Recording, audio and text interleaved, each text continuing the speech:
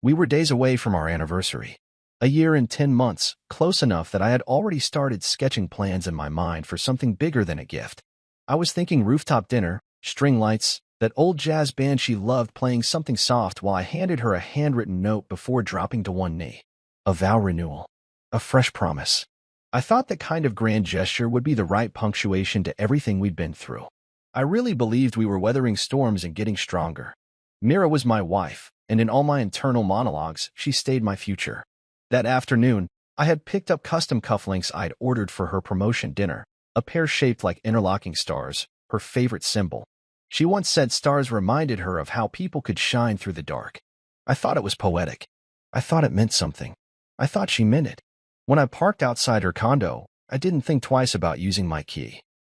I wasn't trying to surprise her in a bad way.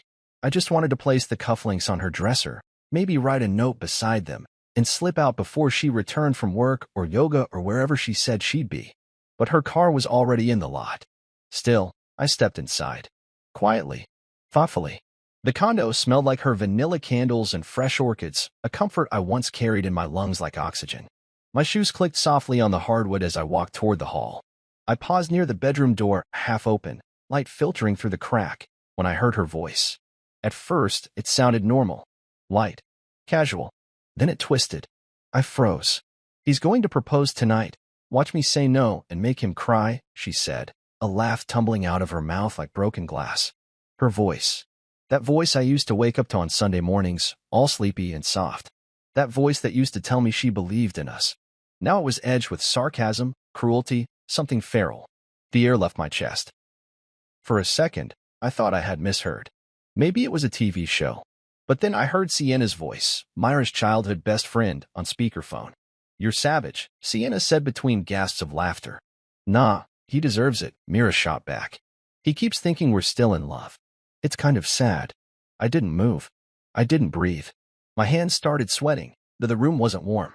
The cufflinks felt heavy in my pocket, like anchors tied to a version of me that was about to drown. I took a step back, then another. I didn't want to hear more, but I also couldn't unhear what I already had. The woman who used to kiss my forehead when I had headaches, who stayed up with me through a layoff, who cried with me when my uncle passed, was now rehearsing my public humiliation. I left the cufflinks on the marble kitchen counter. No note. No smiley face on the bag. I adjusted the angle slightly because I knew she was detail-oriented and would notice that. I wanted her to know I had been there. That I had heard. That I had left. As I closed the door behind me, I didn't slam it. I didn't curse. I didn't cry. Not yet. I walked back to my car, sat in the driver's seat, and stared at the dashboard. My reflection in the rear view looked unfamiliar, not because anything had changed, but because everything had. I kept waiting to wake up from the surreal betrayal, but my phone didn't ring with a sheepish mirror on the other end admitting it was all some prank. It didn't ring at all. My hands trembled on the wheel. I felt sick. The idea of someone you love not just falling out of love with you, but actively mocking your belief in that love? That's a knife you don't see coming. You expect heartbreak and whispers, not announcements. Not this. Not cruelty. I scrolled through old pictures of us on my phone. Mira in a sundress, laughing with ice cream on her nose. Mira in sweatpants, curled up next to me after we moved into our apartment. Mira holding my hand during my dad's surgery. They all felt like images from someone else's life. I kept thinking, how long had she been gone? When did her heart pack up and leave mine behind? Maybe she was right. Maybe I was a fool for not noticing. For thinking late-night talks and shared playlists meant something eternal. Maybe I was a placeholder. A test run for whatever she really wanted. I started the car but didn't drive. Not yet. I needed to feel everything. Let the pain settle in the corners it had claimed. It wasn't just about betrayal. It was about the theater of it all. The planning. The intention. The complete erosion of empathy. What kind of person designs heartbreak with an audience in mind? I'd heard of people falling out of love. But this wasn't that. This was character assassination cloaked in laughter. This was performance. This was sabotage. I looked at the stars through the windshield, the real kind, not the ones on the cufflinks. Somewhere along the line, she stopped seeing me as someone sacred. I don't know when it happened, but I know this. That day, outside her condo, something in me split. Not a dramatic rupture. A quiet shatter. The kind that makes you look in the mirror and whisper, never again. I didn't go home that night. I drove until my gas tank dipped low. I checked into a roadside hotel with wallpaper that peeled and lights that buzzed. I lay on the unfamiliar bed and stared at the ceiling, cufflink box still in my coat pocket. I held it once before turning off the light. I didn't cry. Not because I wasn't hurt, but because I had nothing left to give her, not even my tears. Tomorrow, I told myself. Tomorrow I decide what kind of man I want to be after this. But tonight? Tonight I let her voice echo not in my heart, but in the hollow it left behind. I should have walked away. Should have slammed the door, made a noise, anything to interrupt that call and reclaim my dignity. But instead, I stood there like a ghost in my own life, unable to move, caught in the cruel gravity of Myra's voice. It wasn't just what she said, it was how she said it. The ease, the laughter, that casual indifference that made my spine feel like it was made of glass. I thought maybe I had misunderstood. I clung to that thread like a drowning man. Maybe it was all some inside joke. Some twisted kind of humor I wasn't meant to hear. But then came the name. Lucas is 10 times more exciting. He listens. He's present. Lucas, her gym instructor. The guy she once said smelled like overpriced cologne and ego. The same guy she said couldn't do a proper squat if his life depended on it. That Lucas. My heart didn't just drop, it folded. Quietly, discreetly, like a man backing out of a room he no longer belonged in. I didn't let the door creak as I left. I didn't slam my car door or burn rubber down the street. I just drove in silence. Myra's laughter still echoed inside me, louder than the hum of the tires on pavement. The cufflinks I had so carefully picked were still sitting on her kitchen counter when she called me later that evening, all sweetness and casual charm. "Hey babe," she said. "How's work?" Her voice didn't flinch, didn't change. The same voice that had rehearsed my heartbreak hours earlier now asked me if I wanted sushi for dinner. I said I was too tired. I needed rest. And she responded with an innocent, "Okay, rest well then. Love you." I didn't say it back. The next morning, I woke up earlier than usual. Couldn't sleep. My thoughts were marching like soldiers. I had questions but no peace. I had pain but no closure. And so I drove to her place again. I had my own toothbrush there. A drawer of clothes. Our framed photo from Aruba still sat on her nightstand. I let myself in with my key, just like always. She was in the shower. Steam floated from under the bathroom door. The scent of her lemongrass body wash filled the apartment. I was about to walk out, not wanting to see her, not yet. But then her phone lit up on the nightstand. A message banner slid across the screen. "Lucas, tonight's the night, right? I'll be watching." Winking face. Everything in me froze. It was like time slowed down, so I could feel every ounce of betrayal settle into my bloodstream. I stared at the message for a long time. That emoji at the end, winking, smug, felt like a punch. I didn't plan to go through her phone. I really didn't. But when the heart shatters and the mind screams for answers, morality becomes a whisper. I picked up the phone and unlocked it. She had never changed the passcode. Still my birthday. The irony burned. I opened the messages. The thread with Lucas was a landmine of sarcasm, secrets, and emotional disloyalty. Weeks of conversation. Plans to meet up when I was working late.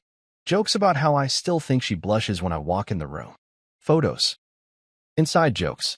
Messages about how Lucas loved her ambition, her confidence, her real self, a self she apparently hid when she was with me. One message stuck like glass in my chest. "Can't wait to see his face when I say no. I bet he cries in front of everyone." They planned this. Mira, the woman I married, was orchestrating my public humiliation like it was a game show reveal. Lucas was in on it. Sienna too. And I had been walking around making dinner reservations, picking out rings, thinking about future kids, and matching tattoos. I forwarded every screenshot to myself. Each one a dagger, each one necessary. I didn't even flinch as I did it.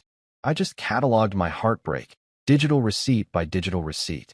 Once I finished, I placed the phone back exactly where I found it. I didn't confront her. Not yet. The shower water was still running. She was probably humming. Oblivious. I stood by the door and looked back at the space that once held my love like a safe. The place where I thought I was seen, cherished, protected. It was all just glass. Beautiful, transparent, and already shattered. I closed the door behind me with the quiet resolve of a man who had just watched a world end. I drove straight to work, not because I could focus, but because I needed to be somewhere Mira wouldn't find me. My office felt sterile, but safe. I locked the door, sat in my chair, and read those texts again. Every line stripped away another illusion. Every emoji was a slap. I started to think about how long this had been going on. Was it weeks? Months? When did Lucas go from a sweaty trainer to the confidant she shared pillow talk with? When did I become the joke? I looked around at my office. The photos of us. Her silly note on my whiteboard. You make spreadsheets look sexy.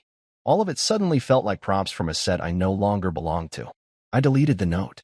Turned the photos face down. The future I had been building had already collapsed. I was just clearing the rubble. I didn't call her that day. I didn't respond to her texts asking if I wanted Thai instead of sushi that night. My silence was the only control I had left.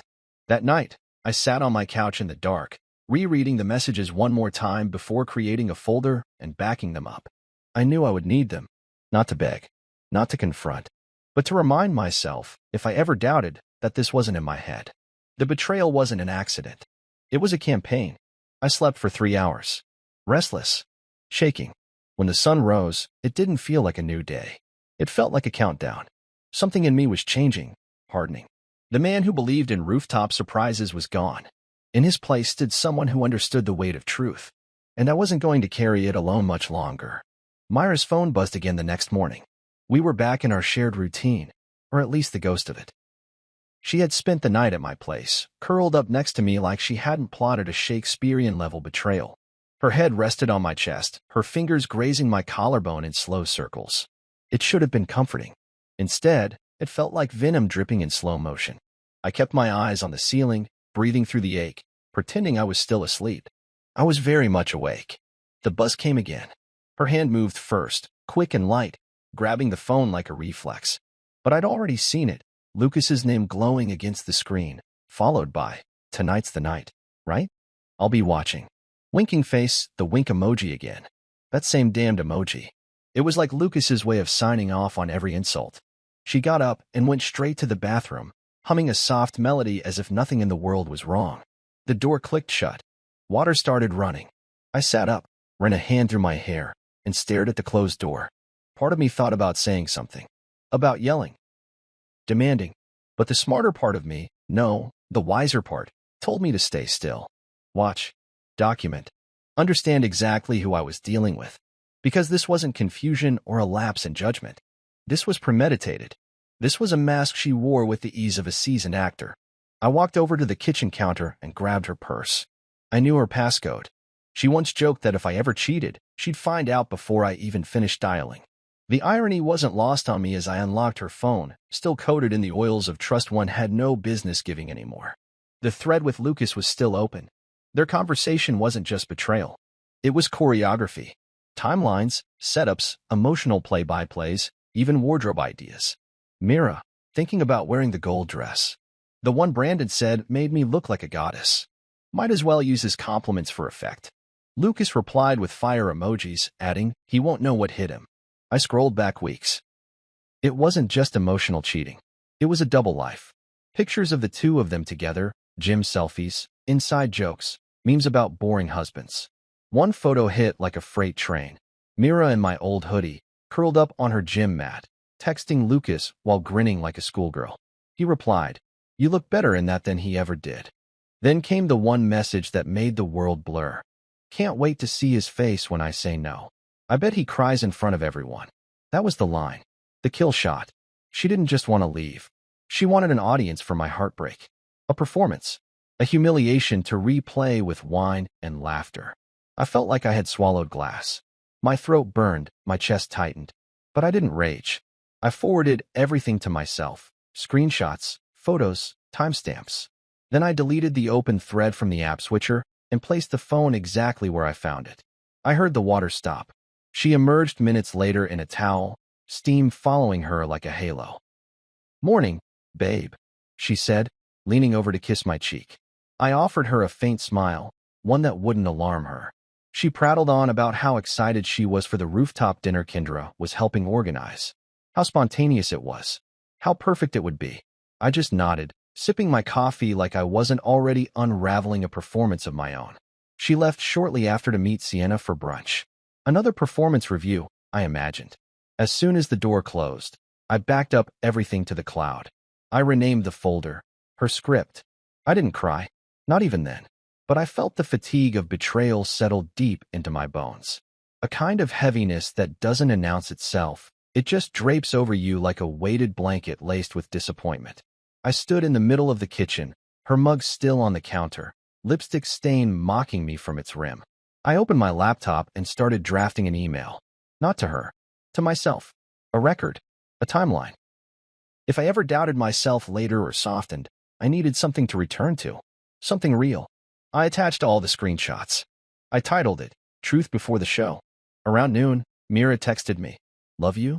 Can't wait for tonight. It's going to be magical. Face-blowing kiss. I stared at the message, every word a splinter. Magical. She still believed she was in control.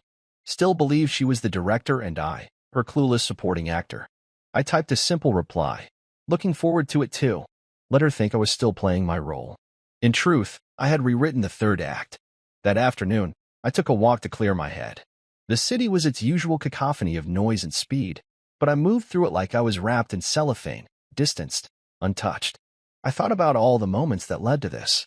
The morning she slipped out of bed before sunrise, claiming she had early training. The night she came home drained, saying the client meeting ran long. It all aligned now. Her time was never lost. It was spent. By the time I got back, my plan was forming shape. I wouldn't confront her in private. She wanted a scene. She wanted gasps and flashing cameras. So I would give her one. Just not the one she expected. I pulled out a pen and a notebook. Handwriting still had something sacred to it. I wrote out the quotes. Word for word. Paused after each one. Felt every syllable. Let it stitch itself into my resolve. I wrote her name at the top of the page. And beneath it, you wrote the first half, Mira, but I get to end it. I stared at that sentence for a long time before folding the page and placing it into the inner pocket of my blazer. I'd wear that blazer tonight. The same one I wore on our honeymoon dinner in Greece. The same one she said made me look like I belonged in magazines. Tonight, I belong in headlines. Not for the reason she thought. She called again around 4 p.m. Everything's set.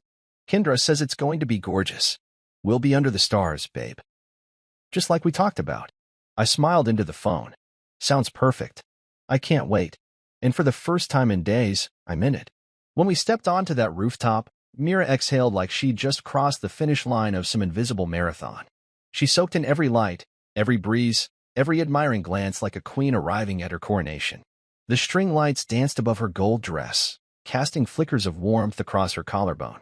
Her heels clicked against the tiled floor like punctuation marks, loud, deliberate, commanding attention. She wrapped her arm around mine for the optics, flashing her signature smile to a group of women near the bar, and in that moment, she looked exactly like what she had planned for. Radiant, adored, untouchable. The rooftop was humming with curated joy, soft music, well-placed candles, the scent of grilled seafood wafting from the far corner where a private chef worked under a tent. Mira introduced me to people like she was giving a tour of a museum exhibit.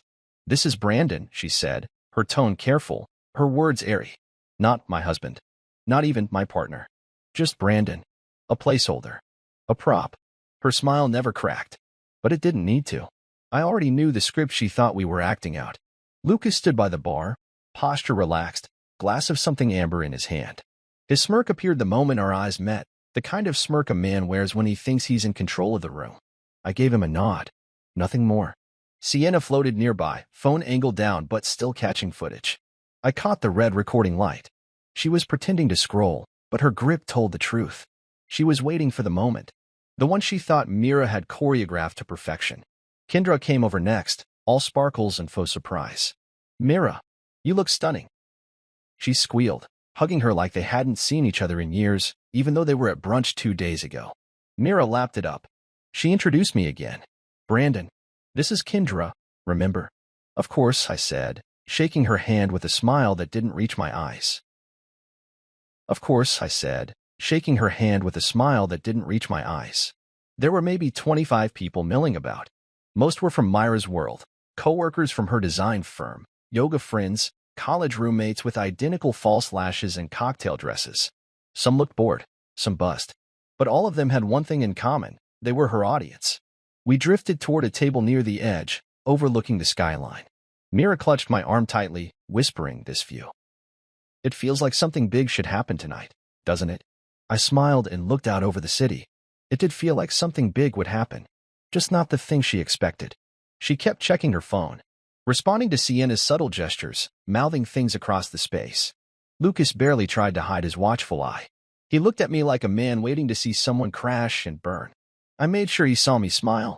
At one point, Mira pulled me into a corner near the terrace. The light hit her just right, and she posed for a picture with me, her face angled, the gold in her dress catching the last rays of twilight. She kissed me on the cheek for the camera. Her lips felt like cold gloss against my skin. Not passion, not familiarity, just performance. "You're being so quiet tonight," she said, wrapping her arms around my waist. "Are you nervous?" I leaned down and kissed her forehead, just taking it all in. Her grin widened. "You're sweet. I love that about you. Sweet. Like a pet. Like a puppy that followed commands and wagged its tail on cue." But she didn't realize sweetness wasn't weakness. I was playing a longer game now. At 9:30, Mira took a break from the crowd and checked her reflection in the window pane. She adjusted her earrings, smoothed her dress, reapplied lipstick with the kind of precision a surgeon might envy. She glanced at me in the reflection and smiled. "You ready?" "I am," I said. She believed the act was entering its final scene.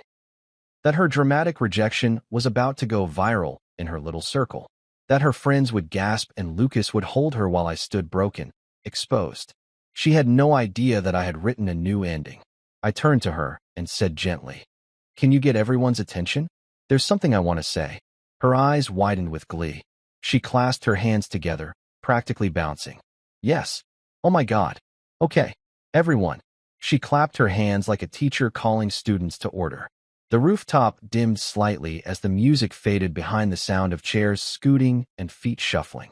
Everyone turned to us. Lucas leaned against a table with his drink. Sienna held her phone up like she was filming a wedding proposal. A few murmured knowingly. Mira stood beside me, glowing. I stepped forward, adjusting my jacket. The city lights sparkled behind me, casting long shadows. The air was still. "Thank you all for being here," I began. "I know Mira wanted this night to be special, and it is. Just not for the reasons you might think." A few chuckles. Phones tilted upward. I took a breath and looked at Mira. She was already reaching for her hand to pose, expecting me to drop to one knee. I didn't. Instead, I continued. "You see, when you love someone, you want to believe the best in them. Even when things feel off, you make excuses. You trust. You show up. You plan cufflinks and rooftop surprises. But sometimes, love isn't returned. Sometimes, it becomes a stage." The murmurs stopped. Myra's smile faltered. I reached into my pocket and took out a folded piece of paper. Not the screenshots. Just words. Just truth. I read aloud. "He's going to propose tonight. Watch me say no and make him cry."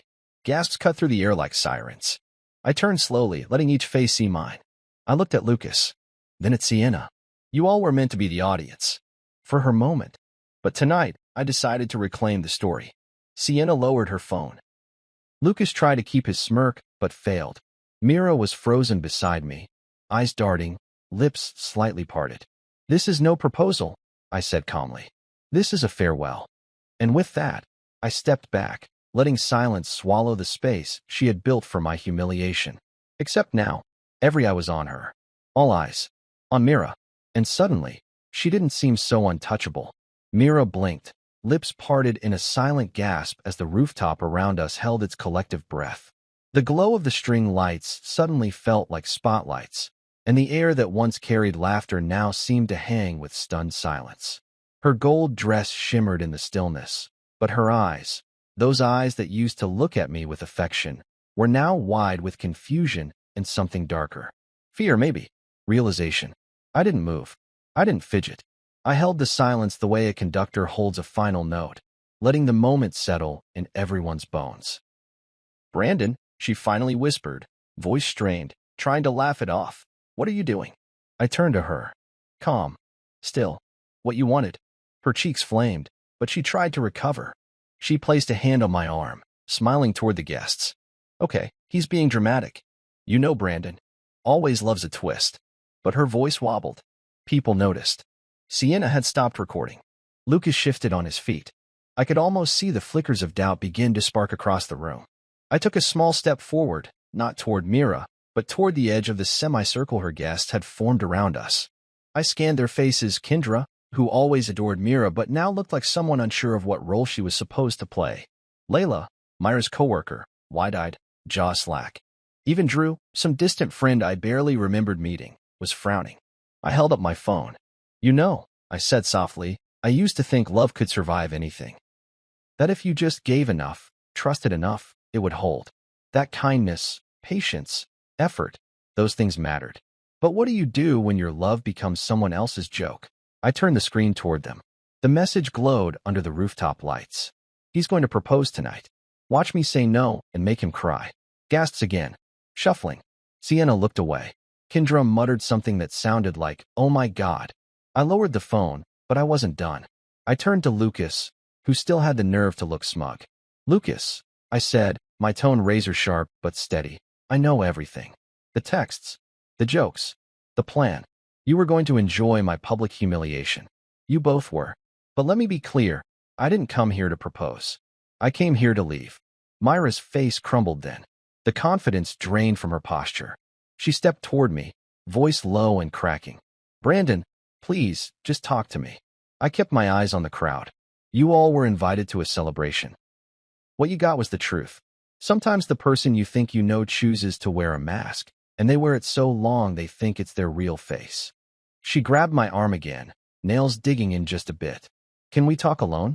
You didn't plan to reject me alone, I said, voice low, private but cutting. You planned to make me bleed in front of everyone. So now, we finish it in front of them. Sienna stepped forward like she might say something, but one look from me sent her retreating. Lucas was no longer smirking. He was sipping nervously, trying to disappear into the shadows of the crowd. Too late. I turned back to Mira. You said I was boring. Predictable. That Lucas listens. That he's present. I read the messages. I read them all. You weren't supposed to, she began, her voice cracking. No, I interrupted. I wasn't. I wasn't supposed to find out. I was supposed to show up, kneel, and hand you my love so you could stomp on it while everyone watched. You built a moment. I just chose to redirect the spotlight. She was crying now. Real tears. Her mascara smeared under her eyes. Lines of black tracing down the foundation she so carefully applied. I remembered how she once cried on our wedding day, too. But that had been joy. Or at least, I thought it was. Someone in the back of the crowd muttered, damn, under their breath. Another person whispered something to their friend and started to walk away. The party atmosphere had bled out. All that remained was the cold residue of truth. Mira tried one last time, her voice barely above a whisper. Brandon, I didn't mean it. It wasn't real. It was a stupid joke. I met her eyes. That's the problem. It was real to me. Our life. Our vows. Our late nights and early mornings. I thought it was sacred. You thought it was content.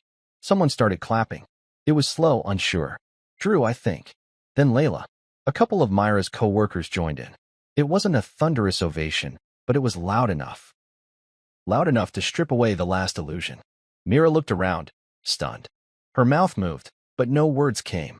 She reached for me one final time, but I stepped back. You wanted a scene, I said, calmly. Here it is. I didn't storm out. I didn't raise my voice or smash a glass.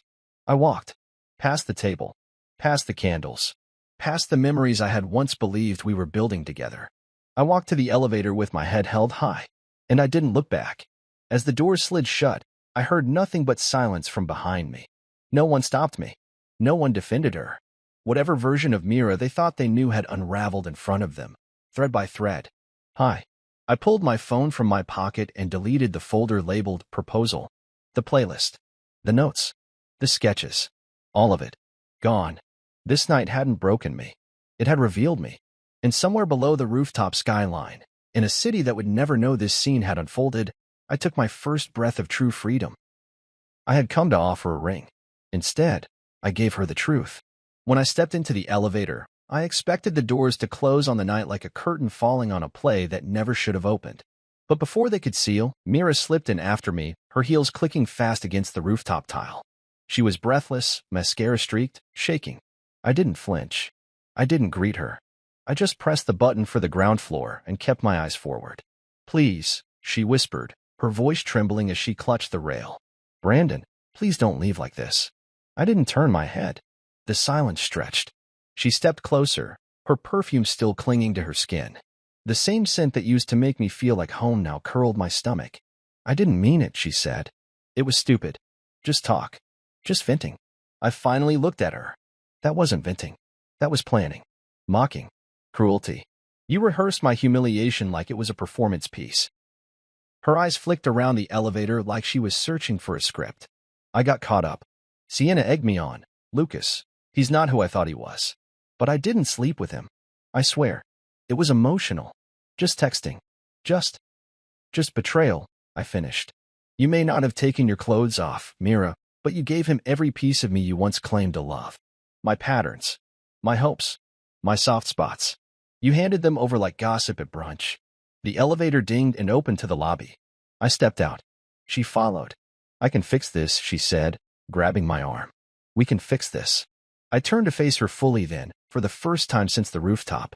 You wanted an audience for my downfall. You choreographed it. Filmed it. Played it for laughs. So don't stand here now and ask me to pretend it was anything less. She opened her mouth, but no words came. Her cheeks were wet. Her gold dress, once stunning, now looked gaudy in the stark lobby lighting. Like a costume after the party. I loved you, I said quietly. I was going to give you the rest of my life. Tonight was supposed to be a beginning, but you made it an ending. I didn't know you heard, she whispered. And if I hadn't? I asked. What then? I would have knelt. You would have laughed. Lucas would have clapped. And Sienna would have posted it for likes. She covered her face with both hands, shoulders shaking. It was never supposed to go that far. But you wanted it to, I said. You didn't stop it. You nurtured it. She slid down against the lobby wall, curling into herself like a discarded version of the woman I once loved. I thought I needed something different. I thought I was losing myself. You lost me, I said. And not because you made a mistake, but because you made a choice. Over and over. She didn't follow me to the car. I didn't offer her a ride. I stepped into the night, wind cool against my face, breath steady. My hands were no longer shaking. I felt light. Not happy. Not yet. But clear. Like fog had lifted and I could see the road ahead. As I drove home, my phone lit up with message after message. Mira. Sienna. Even Kendra, though hers just read, that was cold, but honest. I didn't open them. I let the screen light fade and disappear into the dark cabin of my car. By the time I reached my place, it was close to midnight. I walked inside and sat in the armchair by the window, still in my blazer, still in the cologne she once said made me smell like comfort. I pulled the flash drive from my pocket and set it on the table beside me. A trophy? No. A reminder of how close I came to sacrificing my dignity for someone who no longer valued it. I leaned back and closed my eyes. The scene played again behind my eyelids, the rooftop, the hush, the way their smiles faded as my words sank in. It wasn't vengeance I'd sought. It was clarity, and I'd found it. I remembered the old photo albums we had talked about making someday, full of anniversary dinners and future kids and world travel. Instead, I saw only this memory now, me, not kneeling, but rising, not proposing, but reclaiming. The next morning, I woke to more messages. One from Mira at 2:46 a.m. Brandon, I can't sleep. Please. I messed up. I'll do anything. Another at 5:02 a.m. You're making me look like the villain. Everyone's turning on me. And one from Sienna at 7:14 a.m. I didn't think she'd really go through with it. I thought it was just talk. I'm sorry. I didn't reply. I archived them. And then I blocked the numbers. By noon, Kendra texted again. You okay? That was brutal. She had it coming, but still. You good? I typed back a single word. Healing. That night, I walked past the cufflink store downtown and paused outside the window. The pair I had ordered still sat there. Elegant. Polished. Never picked up. I thought of Myra's hands opening the box, her eyes lighting up. I thought of what could have been. Then I kept walking. I wasn't going to wear the past anymore. Not as memory. Not as burden. Not as regret. And somewhere between the glow of those city lights, in the quiet of my steps, I knew she hadn't broken me. She had simply shown me the door, and I had the strength to walk through it. The first clap was hesitant, awkward, almost accidental. But once Drew's hands came together, there was no undoing it. Layla followed. Then one of Myra's co-workers from the design firm. A strange wave spread through the rooftop crowd as more people clapped, some slow, some sharp, like the echo of a verdict falling across stone. No one was smiling. It wasn't celebration. It was recognition. Not for my pain, but for the fact that, for once, the mask had cracked, and everyone had seen what was underneath. Mira looked around like a hunted thing, blinking through tears, her arms frozen at her sides. She tried to smile, tried to fix the shape of her mouth, but her lips betrayed her. They trembled too violently. Her dress shimmered under the lights, but now it looked like armor cracked down the center. She turned to me again, desperation finally overtaking the arrogance she wore like perfume. Brandon, wait, I didn't mean it. I was upset. I was confused. It was stupid, I know, but I never thought you'd find out. That last part, that truth she didn't mean to say, it hung in the air like a dropped wine glass, shattered and unfixable. I tilted my head. You meant every word. You just never expected consequences. She stepped closer, her voice cracking, mascara streaming into the corners of her lips. No, Brandon, you're twisting it. I was just venting to Sienna. I didn't think. I didn't flinch. You didn't think I was real. That my love was real. You thought it was disposable. Something you could twist into a party trick. She looked to the crowd, searching for someone, anyone, to come to her defense. But they just stood there. Sienna was frozen, phone limp in her hand. Kendra had her mouth pressed into a tight line, her brows knitted. Lucas had long since slipped to the edge of the rooftop like a roach seeking shadow, but his absence was as loud as a scream. Mira was alone, and she knew it. Please, she whispered, more to herself than me. Please, someone say something. No one moved. You said I needed to be taught a lesson, I said, stepping just close enough for only her to hear.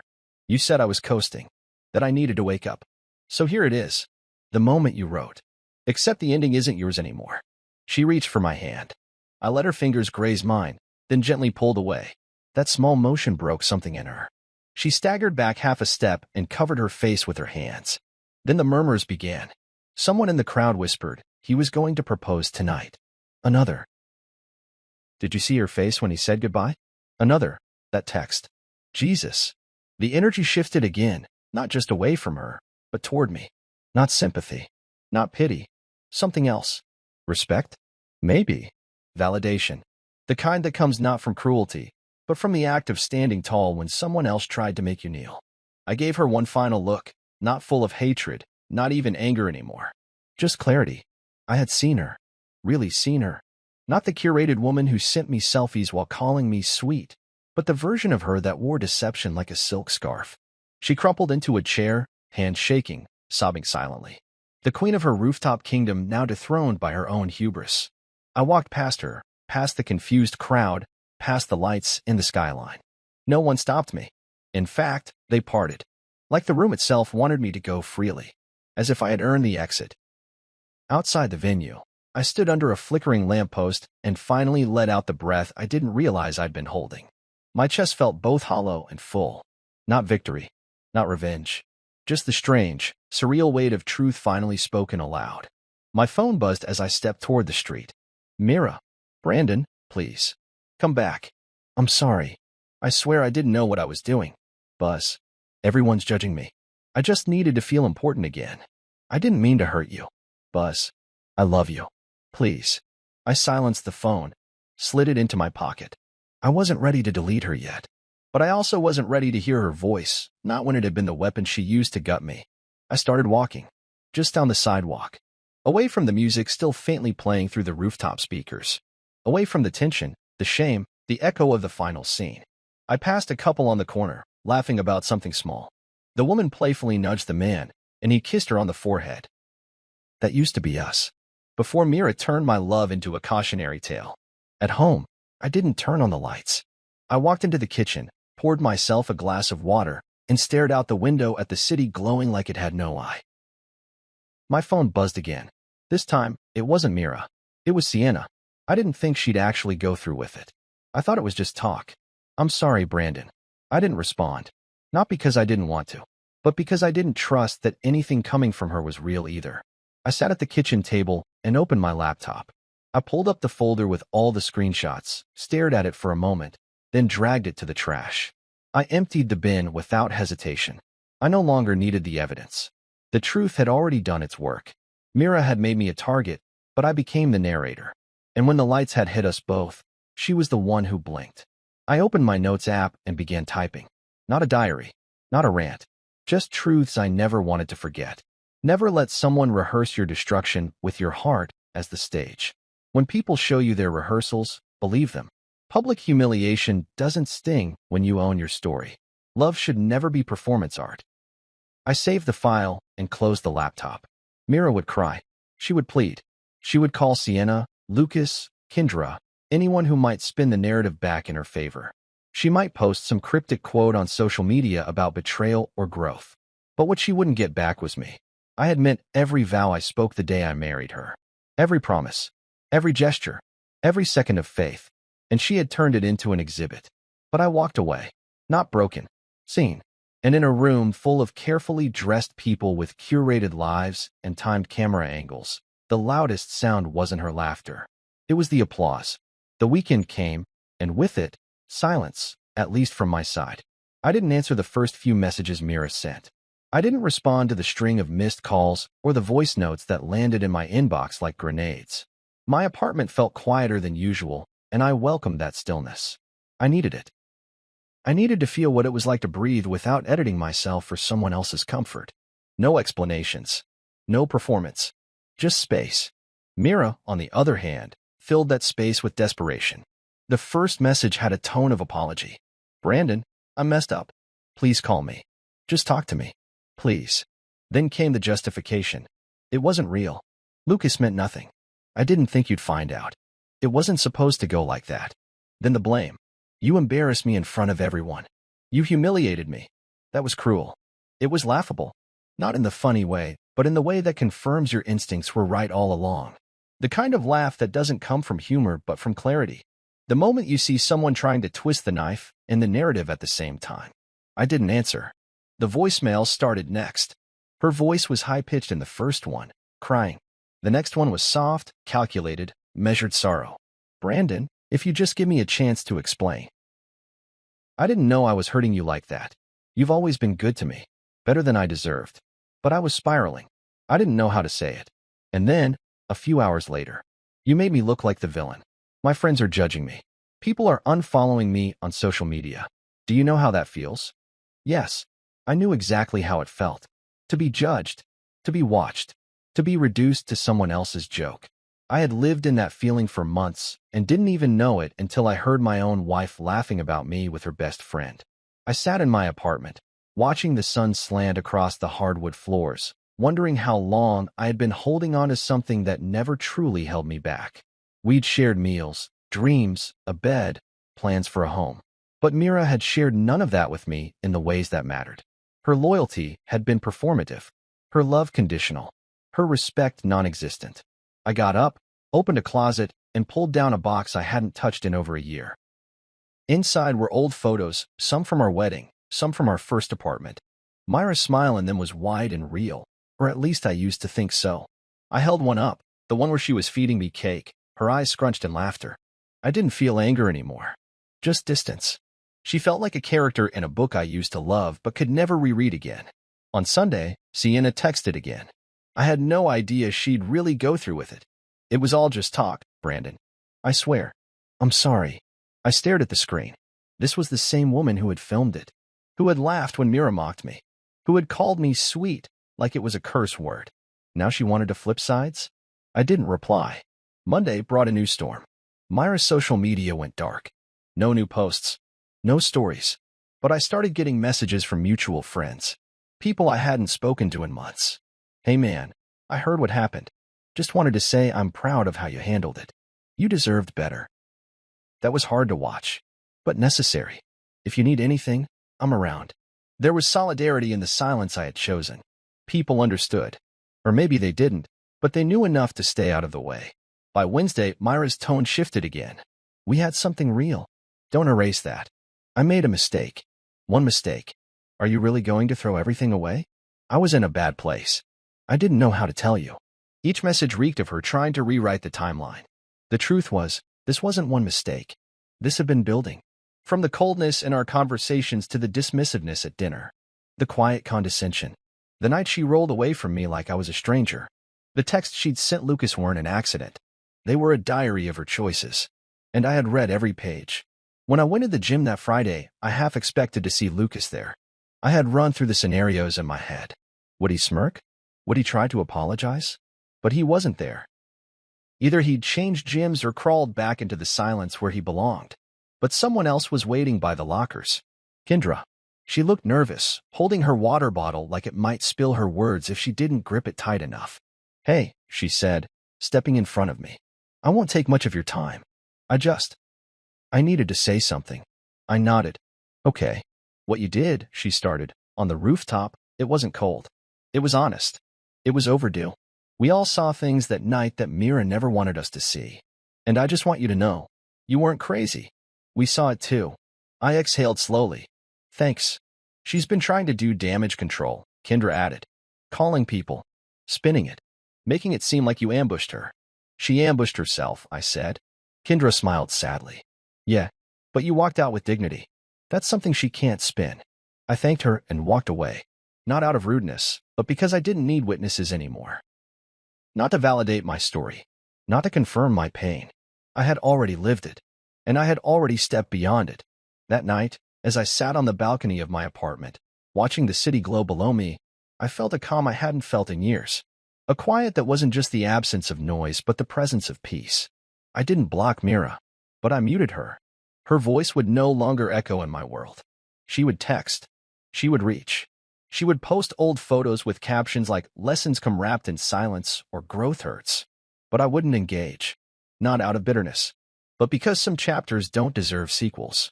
And some people don't deserve an audience after the curtain falls. She tried to script my breakdown. Instead, I delivered my exit. And in the stillness that followed, I found something better than revenge. I found myself. It's been weeks since the rooftop. Weeks since the applause. Since the gasps, the exposed truths, the raw unraveling of a woman who thought she had power over my silence. Mira still texts sometimes. I don't open them. They're not angry anymore. They're not even desperate. Now they read like someone trying to leave a mark in a space they no longer belong to. I see her name flash across my screen and feel nothing. Not warmth. Not pain. Just distance. The kind of distance that only truth can give. She taught me something. And not in the way she thought. Not through humiliation or heartbreak. But through clarity. Through her betrayal, I learned the limits of patience, the strength of restraint, and the incredible power that comes from choosing not to respond. I live differently now. My mornings are quieter. No whispered arguments over who forgot to restock oat milk. No passive-aggressive sighs during breakfast. No pretending to be okay while sitting beside someone who was already planning her exit behind a smile. Now, I wake up to music I actually like. To peace. To my own company, which, it turns out, I had been neglecting far too long. Sometimes I wonder when exactly Mira stopped loving me. Or if she ever really did. I replay scenes from our early days. How she used to call me her safe place. How she would wrap her arms around me in the middle of the night just to feel my heartbeat. I used to think those moments were real. But maybe they were just placeholders. Maybe I was never her person. Just the man who showed up when she needed stability and stayed long after she stopped pretending. The rooftop wasn't just a breaking point. It was a revelation. When Mira said, "Watch me say no and make him cry," she wasn't just talking about a moment. She was declaring a truth about how she saw me. As weak. As someone easy to manipulate. Predictable. Boring. But in trying to prove that, she exposed herself. Not just to me. To everyone. And here's what I've learned about people like Mira. They don't expect you to leave. They expect you to absorb. To endure. To swallow the pain and smile for the pictures. They expect you to forgive just because they finally got caught. They weaponize their charm, their tears, their shared history, hoping it'll fog your clarity. But once you hear the truth spoken in their voice, once you read the betrayal in their words, something inside you changes. Something permanent. I returned the ring I never gave her. That same week. The jeweler didn't ask questions. He took the box, glanced inside, and gave me a sad smile. "These are the ones that sting," he said, sliding the refund across the counter. He wasn't wrong. I never told anyone the full story after the rooftop. Not my parents. Not my coworkers. Not even the friends who messaged after the video made quiet rounds among mutuals. Because the truth didn't need elaboration. It spoke loud enough the night I stood up and chose dignity. Lucas never reached out. Probably moved on to the next woman in yoga pants who laughed at his jokes. Sienna posted some vaguely reflective caption about being careful who you align with. I guess that was her version of absolution.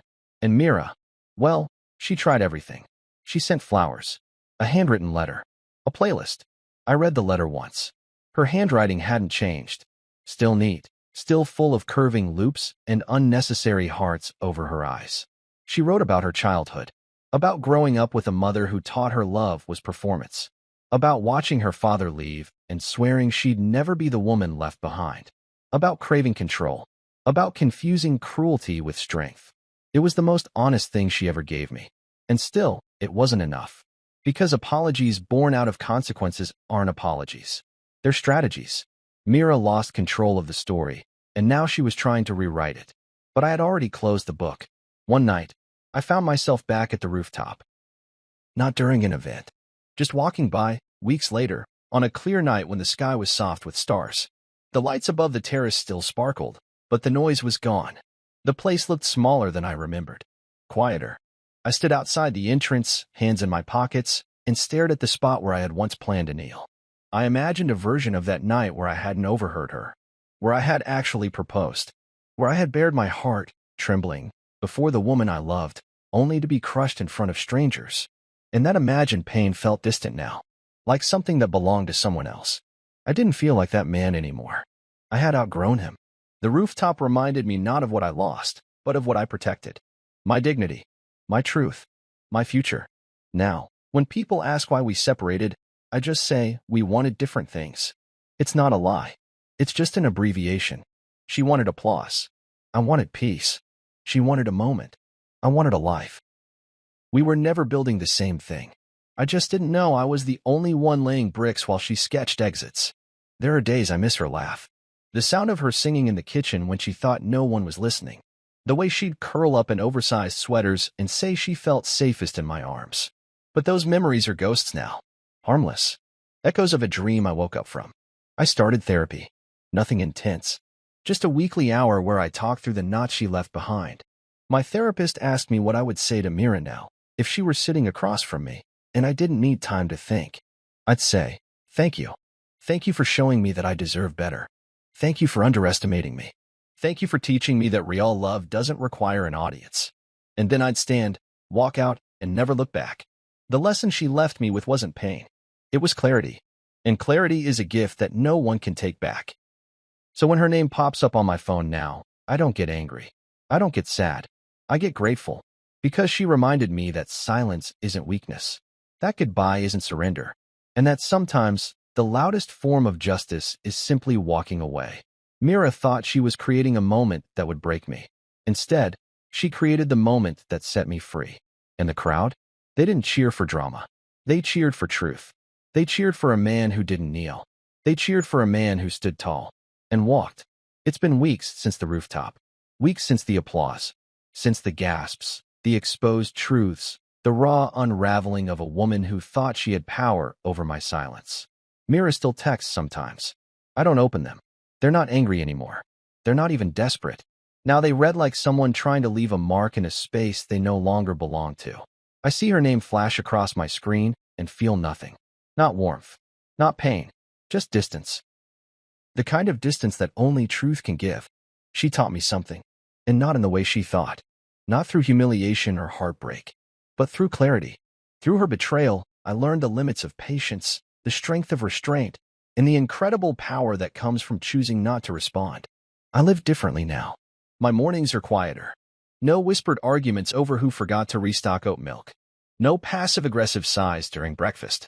No pretending to be okay while sitting beside someone who was already planning her exit behind a smile. Now, I wake up to music I actually like. To peace. To my own company, which, it turns out, I had been neglecting far too long. Stopped loving me. Or if she ever really did. I replay scenes from our early days. How she used to call me her safe place. How she would wrap her arms around me in the middle of the night just to feel my heartbeat. I used to think those moments were real. But maybe they were just placeholders. Maybe I was never her person. Just the man who showed up when she needed stability and stayed long after she stopped pretending. The rooftop wasn't just a breaking point. It was a revelation. When Mira said, "Watch me say no and make him cry," she wasn't just talking about a moment. She was declaring a truth about how she saw me. As weak. As someone easy to manipulate. Predictable. Boring. But in trying to prove that, she exposed herself. Not just to me. To everyone. And here's what I've learned about people like Mira. They don't expect you to leave. They expect you to absorb. To endure. To swallow the pain and smile for the pictures. They expect you to forgive just because they finally got caught. They weaponize their charm, their tears, their shared history, hoping it'll fog your clarity. But once you hear the truth spoken in their voice, once you read the betrayal in their words, something inside you changes. Something permanent. I returned the ring I never gave her. That same week. The jeweler didn't ask questions. He took the box, glanced inside, and gave me a sad smile. "These are the ones that sting," he said, sliding the refund across the counter. He wasn't wrong. I never told anyone the full story after the rooftop. Not my parents. Not my coworkers. Not even the friends who messaged after the video made quiet rounds among mutuals. Because the truth didn't need elaboration. It spoke loud enough the night I stood up and chose dignity. Lucas never reached out. Probably moved on to the next woman in yoga pants who laughed at his jokes. Sienna posted some vaguely reflective caption about being careful who you align with. I guess that was her version of absolution. And Mira, well, she tried everything. She sent flowers. A handwritten letter. A playlist. I read the letter once. Her handwriting hadn't changed. Still neat. Still full of curving loops and unnecessary hearts over her eyes. She wrote about her childhood. About growing up with a mother who taught her love was performance. About watching her father leave and swearing she'd never be the woman left behind. About craving control. About confusing cruelty with strength. It was the most honest thing she ever gave me. And still, it wasn't enough. Because apologies born out of consequences aren't apologies. They're strategies. Mira lost control of the story, and now she was trying to rewrite it. But I had already closed the book. One night, I found myself back at the rooftop. Not during an event. Just walking by, weeks later, on a clear night when the sky was soft with stars. The lights above the terrace still sparkled, but the noise was gone. The place looked smaller than I remembered. Quieter. I stood outside the entrance, hands in my pockets, and stared at the spot where I had once planned to kneel. I imagined a version of that night where I hadn't overheard her, where I had actually proposed, where I had bared my heart, trembling, before the woman I loved, only to be crushed in front of strangers. And that imagined pain felt distant now, like something that belonged to someone else. I didn't feel like that man anymore. I had outgrown him. The rooftop reminded me not of what I lost, but of what I protected. My dignity, my truth, my future. Now, when people ask why we separated, I just say, we wanted different things. It's not a lie. It's just an abbreviation. She wanted applause. I wanted peace. She wanted a moment. I wanted a life. We were never building the same thing. I just didn't know I was the only one laying bricks while she sketched exits. There are days I miss her laugh. The sound of her singing in the kitchen when she thought no one was listening. The way she'd curl up in oversized sweaters and say she felt safest in my arms. But those memories are ghosts now. Harmless. Echoes of a dream I woke up from. I started therapy. Nothing intense. Just a weekly hour where I talked through the knots she left behind. My therapist asked me what I would say to Mira now, if she were sitting across from me, and I didn't need time to think. I'd say, thank you. Thank you for showing me that I deserve better. Thank you for underestimating me. Thank you for teaching me that real love doesn't require an audience. And then I'd stand, walk out, and never look back. The lesson she left me with wasn't pain. It was clarity. And clarity is a gift that no one can take back. So when her name pops up on my phone now, I don't get angry. I don't get sad. I get grateful. Because she reminded me that silence isn't weakness. That goodbye isn't surrender. And that sometimes the loudest form of justice is simply walking away. Mira thought she was creating a moment that would break me. Instead, she created the moment that set me free. And the crowd? They didn't cheer for drama. They cheered for truth. They cheered for a man who didn't kneel. They cheered for a man who stood tall and walked. But even after that final applause faded, the most surprising part wasn't the crowd. It wasn't the silence Mira left in her wake. It was what I found within myself once all the noise was gone. I discovered an unshakable center. A version of me that no longer needed validation from the woman I thought I loved. A man who could build from ashes, not to forget the fire, but to honor what it revealed. One day, months from now, she might see me again. Maybe I'll be walking hand in hand with someone who sees my worth before the world does. Someone who doesn't require an audience to be kind. Someone who means their love when they speak it, not only when it's convenient. She'll see us, and she'll remember. Not just the moment I walked away, but the way I never looked back. That's the part she'll carry. That quiet, powerful image. And me? I'll just keep walking. Forward. Whole. And finally, free.